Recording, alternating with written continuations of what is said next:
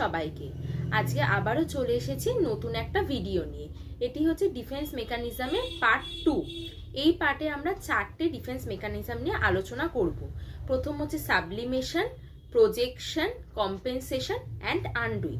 চলো এক এক করে দেখে নিই। আজকে আমাদের প্রথম যে ডিফেন্স মেকানিজম নিয়ে আমরা আলোচনা করব সেটি হচ্ছে সাবলিমেশন।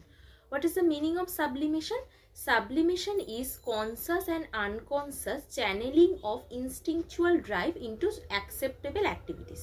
অর্থাৎ কি বলতে চাইছে যে কনসাসলি বা আনকনসাসলি আমাদের কোনো ইনস্টিংচুয়াল ড্রাইভ, অর্থাৎ আমরা যেটা মন থেকে করতে চাই সেটা আমরা সোশ্যালি অ্যাকসেপ্টেবল ওয়েতে করে দেখাচ্ছি।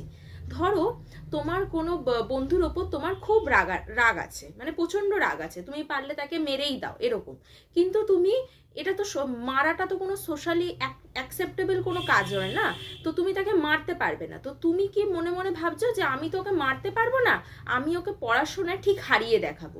এই যে সোশ্যালি অ্যাকসেপ্টেবল ওয়েতে তুমি এটা জিনিসটাকে ভাবছো যে আমি মারতে তো পারবো না, আমার ওর উপর খুব রাগ রয়েছে, তো আমি ওকে পড়াশোনাতে ঠিক হারিয়ে দেখাবো, আমি পড়াশোনায় ঠিক জিতে ওকে হারিয়ে আমি জিতে দেখাবো। তো এই যে ইনস্টিংচুয়াল ড্রাইভটা, অর্থাৎ এই যে মারার যে ইচ্ছাটা, এটা কি হচ্ছে সোশ্যালি অ্যাকসেপ্টেবল ওয়েতে ডিফেন্স করছে। অর্থাৎ তুমি মারবে না, মারার বদলে তুমি কি করতে চাইছো, তুমি ওকে পড়াশোনাতে হারিয়ে দেখাতে চাইছো। এই ডিফেন্স মেকানিজমটাকেই বলছি আমরা সাবলিমেশন। নেক্সট ডিফেন্স মেকানিজমটা নিয়ে আমরা আলোচনা করব, সেটা হচ্ছে compensation. What is the meaning of compensation? Compensation is making up for weakness in one area by excelling in another area. ধরো কোনো একজন স্টুডেন্ট বা কোনো একজন পার্সন, সে পড়াশোনায় অতটা ভালো নয়, মানে পড়াশোনায় প্রায় ফেলই করে, কিন্তু তার আর্ট অ্যান্ড ক্রাফটস খুব ভালো লাগে এবং সে খুব ভালো আর্ট অ্যান্ড ক্রাফটস করতে পারে। তো এই কম্পেনসেটরি মেকানিজমটা কি হলো, যে সে পড়াশোনা ভালো করে করতে পারছে না, তার সেটাকে কম্পেনসেশন করছে, অর্থাৎ সেই উইকনেসটাকে সে কম্পেনসেশন করার জন্য সে আর্ট অ্যান্ড ক্রাফটসে খুব ভালো, সে আর্ট অ্যান্ড ক্রাফটসটা যেটা করে সেটা খুব মন দিয়ে করে এবং খুব ভালো করে করে।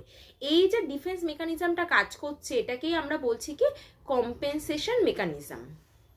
এবার আমরা যে ডিফেন্স মেকানিজমটা নিয়ে আলোচনা করব সেটি হচ্ছে projection. What is the meaning of projection? Unconscious blaming of someone else for one's difficulty. অর্থাৎ এই প্রজেকশন ওয়ার্ডটাতেই আমরা বুঝতে পারছি কোনো কিছু ডিফিকাল্টি যেটা নিজের রয়েছে সেটা আমরা নিজে স্বীকার করছি না, না করে সেটা অন্য একজন কারোর ঘাড়ে আমরা জিনিসটাকে বা সেই দোষটাকে আমরা চাপিয়ে দিচ্ছি। ধরে নাও কোনো একটা পার্সনে নিজের অ্যাঙ্গার ইস্যু রয়েছে, অর্থাৎ সে কথায় কথায় খুব রেগে যায়। তো এই যে তার রেগে যাওয়ার যে ঘটনাটা, সে কি করছে, সে যখন অন্য কারোর সাথে কথা বলছে তার মনে হচ্ছে যে সেই অন্য দিকের ব্যক্তিটি হয়তো রেগে যাচ্ছে কথা বলতে বলতে, অর্থাৎ এই অ্যাঙ্গার ইস্যুটা কিন্তু আসলে তার নিজে, সেটাকে সে দেখাতে চাইছে না লোকজনের কাছে।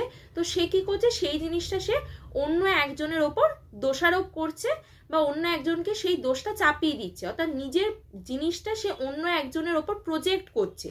এই যে ডিফেন্স মেকানিজমটা কাজ করছে এটাকে আমরা বলবো প্রজেকশন। আজকের ক্লাসের লাস্ট যে ডিফেন্স মেকানিজমটা নিয়ে আমরা আলোচনা করব সেটি হচ্ছে undoing. What is the meaning of undoing? Reversing a thought or feeling by performing act which is the opposite of actual thought or feeling.